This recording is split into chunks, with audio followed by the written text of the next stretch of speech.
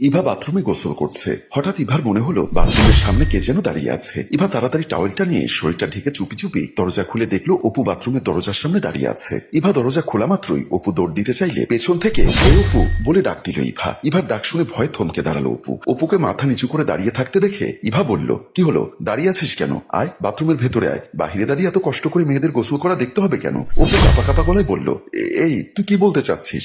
আমি মেয়েদের গোসল করা দেখছি মানে? তুই এখানে দাঁড়িয়ে কি করছিলি? আমি এখানে দাঁড়িয়েছিলাম, ভেতরে তুই আছিস বা কে ছিল সেটা কি আমি জানতাম? ওরে বাবুটা আমার, তুমি তো দেখছি ভাজা মাছটা উল্টে খেতে জানো না, আর বাথরুমের দরজায় উকি ঝুঁকি দিয়ে আমার গোসল দেখো, তাই তো? ইভার কথা শুনে অপু কিছুটা বিরক্ত হয়ে বলল, দেখ ইভা, দিন দিন তোর সাহস বেড়েই যাচ্ছে। সাহস বাড়ছে বলে ইভা অপুর কলার ধরে টান দিয়ে বাথরুমের ভেতরে ঢুকিয়ে ফেললো। ইভার এমন কাণ্ড দেখে অপু বলতে লাগলো, এই তুই কি করছিস ইভা? ইভা একটা মুচকি হাসি দিয়ে বলল, আমি কিচ্ছু করছি না, যা করার তুই করছিস। বলেই মা মা বলে ডাকতে লাগলো ইভা। ইভাকে চিৎকার করতে দেখে অপু ইভার মুখ চেপে ধরে বলল, আরে করছিসটা কি? ইভা অপুর হাত থেকে মুখ ছাড়িয়ে নিয়ে বলল, এখনো কিচ্ছু করিনি, আজ থেকে শুরু করলাম। শোন অপু, আজকের পর থেকে যদি আমার কথা মতো না চলিস, আজকের ঘটনাটি মা সহ বাসার সবাই জানবে। ইভার মুখে এমন কথা শুনে অপু বলল, কোন ঘটনার কথা বলছিস? এই যে তুই আমার বাথরুমের সামনে দাঁড়িয়ে দাঁড়িয়ে আমার গোসল করা দেখছিলি, সেই ঘটনাটার কথা। ইভার মুখে এমন কথা শুনে অপু ভেবাচাকা খেয়ে কিছু একটা বলতে যাবে, এমন সময় ইভা অপুকে এক ধাক্কা দিয়ে বাথরুম থেকে বের করে দিয়ে দরজা বন্ধ করে দিয়ে একটা ডেভিল হাসি দিয়ে বলল, এবার তুমি আমার জালে ফেসে গেল অপু।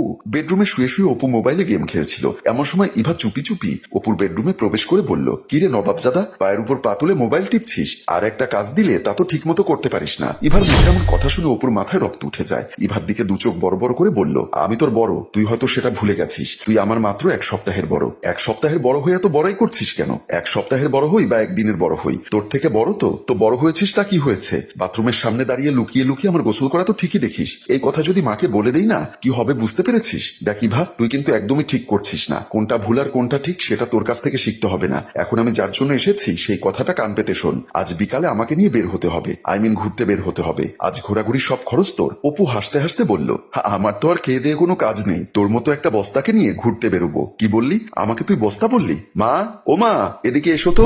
ইভার তার মাকে ডাকতে দেখে অপু বলল, তুই এখানে আবার খালাকে ডাকছিস কেন? ডাকছি, এখন আমি মাকে বলবো তোমার বোনের ছেলে লুকিয়ে লুকিয়ে আমার গোসল করা দেখে আর আমাকে যাতা ইঙ্গিত করে। ইভার মুখে এমন কথা শুনে অপু চমকে ওঠে। এই মুহূর্তে সে কি করবে কিছুই বুঝতে পারছে না। ইভা আবারও যখন মাকে ডাকতে চাইলো, অপু ইভার মুখ চেপে ধরে বলল, আচ্ছা ঠিক আছে, যা তুই গিয়ে রেডি হ। ইভা একটা মুচকি হাসি দিয়ে বলল, এজন্যই মানুষে বলে সোজা আঙ্গুলে ঘি না উঠলে আঙ্গুল বাঁকা করতে হয়।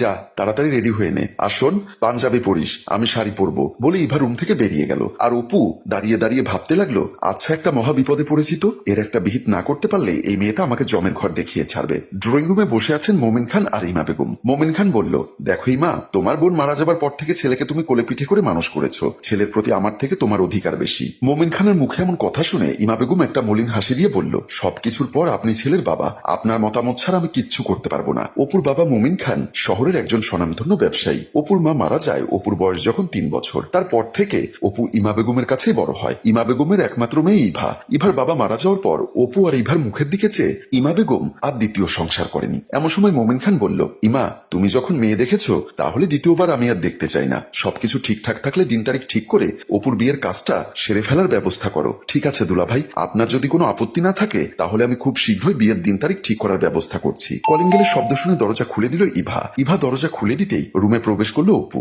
অপু রুমে প্রবেশ করতেই ইভার উপর গেলে ঠাস করে একটা থাপ্পড় দিয়ে বলল, তোর বিয়ে করার খুব শখ উঠেছে তাই না? ইভার এমন কাণ্ড দেখে অপু কিছুটা রাগান্বিত স্বরে বলল, আমার বিয়ের বয়স হয়েছে তাই বিয়ে করতে চাচ্ছি, এখানে তোর সমস্যা কোথায়? সমস্যা আছে বলেই তো বলছি। এমন সময় ইমা বেগম এসে বলল, কি হয়েছে, তোরা কি নিয়ে এত চিল্লাপাল্লা করছিস? অপু বলল, না খালা, তেমন কিছু না, এই তো আমার বিয়ের ব্যাপারে কথা বলছিলাম। অপুর মুখে এমন কথা শুনে ইমা বেগম বলল, যাক বাবা, অবশেষে তোর হুঁশ ফিরেছে। দেখতে দেখতে যে বিয়ের দিন ঘনিয়ে এসেছে সেদিকে তো তোদের কোনো খেয়ালই নেই। এখনো কত কাজ বাকি পড়ে আছে। আমি একলা মানুষ, এগুলো কিভাবে মেইনটেইন করবো কিছুই বুঝতে পারছি না। মা, তুমি এসব নিয়ে ভেবো না তো। অপুর বিয়ের সব কাজ আমার উপর ছেড়ে দাও। চুপ কর বেয়াদব মেয়ে, কতদিন বলেছি ওকে ভাইয়া বলে ডাকতে, যত দিন যাচ্ছে তুই তো গাধা হচ্ছিস।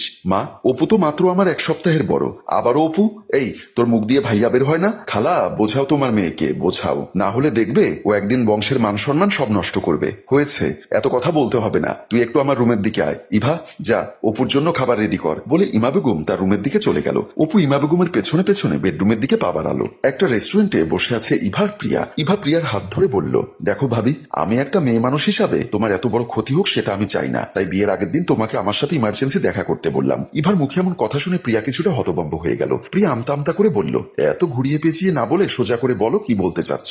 ভাবি তুমি তো জানো অপু আমার ভাই, আমার খালাতো ভাই। যেহেতু আমরা একই বয়সের, সেক্ষেত্রে আমরা একে অপরজনের সাথে সবকিছুই শেয়ার করি, তাই তোমাকে ফ্রিলি কথাগুলো বলছি। তুমি আবার কাউকে বলো না যে আমি তোমাকে বলেছি। অপুর কিন্তু চরিত্র ভালো না। ও যখন ক্লাস 5-এ পড়ে তখন থেকে মেয়েদের সাথে ফিজিক্যাল রিলেশন করে। মানুষের অনেক রকমের নেশা থাকতে পারে না, অপুর নেশা হচ্ছে মেয়ে মানুষের। একবার যদি কোনো মেয়েকে তার ভালো লেগে যায়, তার সাথে ফিজিক্যাল রিলেশন না করা পর্যন্ত থামবে না। এমনকি আমাদের বাসার কাজের মেয়েগুলো ছাড় পায়নি অপুর হাত থেকে। তাহলে শোনো একদিন কি হয়েছিল। আমাদের কাজের মেয়ে তানিশা অপুর রুম পরিষ্কার করার জন্য তার রুমে আসে। সেদিন বাড়িতে কেউ ছিল না, আমি ছিলাম ইউনিভার্সিটিতে। আর মা বাসার জন্য কিছু জিনিসপত্র কেনার জন্য মার্কেটে গেছিল। তানিশা যখন অপুর রুম পরিষ্কার করছিল, তখন অপুর চোখ পড়লো তানিশার দিকে। ছোট্ট মেয়ে তানিশাকে দেখে অপু তার লোভ সামলাতে পারলো না। অপু আস্তে আস্তে খাট থেকে নেমে তানিশার পেছনে এসে দাঁড়ালো। তখন তানিশাকে জড়িয়ে ধরে জোরাজুরি করতে লাগলো। তখনই আমি অপুর রুমে প্রবেশ করি। আমাকে দেখে চমকে উঠে তানিশাকে ছেড়ে দেয়। তারপর তানিশা এসে দৌড়ে আমাকে জড়িয়ে ধরে কান্না করতে লাগলো। ইভার মুখে এমন কথা শুনে প্রিয়া যেন আকাশ থেকে পড়লো। কাল তাদের বিয়ে, অথচ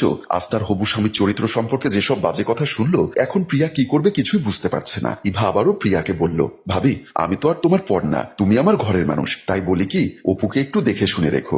বর্ষে যে নববধূকে বাসা থেকে আনার জন্য বের হচ্ছিল অপু, মমিন খান আর ইমা বেগমকে সালাম করে যখন বেরোতে যাবে, ঠিক তখনই দরজা খুলে রুমে প্রবেশ করলো প্রিয়া। নববধূ প্রিয়াকে রুমে প্রবেশ করতে দেখে সবাই চমকে উঠল। মমিন খান বলল, বৌমা তুমি এখানে? চুপ করুন, কাকে বৌমা ডাকছেন? আপনার ছেলের মতো চরিত্রহীন একটা লম্পট ছেলেকে আমি কেন, এই পৃথিবীর কোনো মেয়েই বিয়ে করবে না। এই মেয়ে কি বলছো এসব? তুমি কাকে তুমি চরিত্রহীন লম্পট বলছো? চুপ করুন আপনি। আপনি একটা নারী হয়ে আর একটা নারীর সর্বনাশ করতে আপনার একটুও বিবেকে বাঁধলো না? প্রিয়ার মুখে এমন কথা শুনে মমিন খান কাপা কাপা গলায় বলল, শান্ত হও মা, আমার ছেলে যে চরিত্রহীন লম্পট খারাপ, এই কথাগুলো তোমাকে কে বলেছে? কে বলবে আবার? আপনাদের ঘরের মানুষ বলেছে।